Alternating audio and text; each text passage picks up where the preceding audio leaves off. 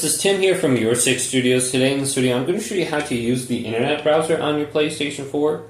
So just going over to the library, select this and going down to applications and go to the internet browser right here.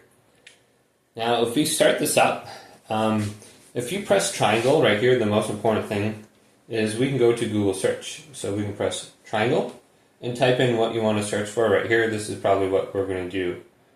So we can type in something like weather and then press R2 and it'll search for it. And then we can see the weather in our area. We can go to the National Weather Service and check this out too. Now one thing about the internet browser on our PlayStation 4 is we have a limited amount of memory and it's kind of slow. So you got to remember this is back in like 2013 this was made, so it doesn't work very good, but you know, it definitely does work. So we can go to like forecast or something right here. Now we do have the option, if we press options on our control, we can save this as a bookmark.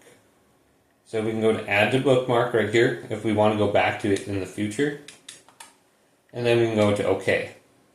And we can like press R2 and we can go back to our frequently used pages, or we can go to our bookmarks. So here's GG. I can go to GG and load this up. Now I can hit the square button to make this full screen. I believe I can tap our right thumbstick in to zoom in. And I think the other thumbstick we can move out. Nope. So I just keep clicking that in. I should be able to zoom in or out. If you get confused, just press options and you can see the zoom level and magnification right here. We can just set this back to normal.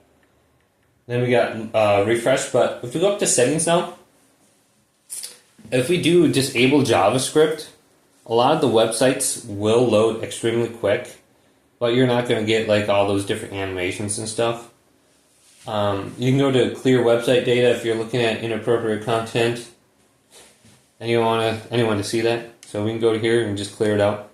The web filter, if you're a parent concerned what your children are looking at, boom, you can use that right there.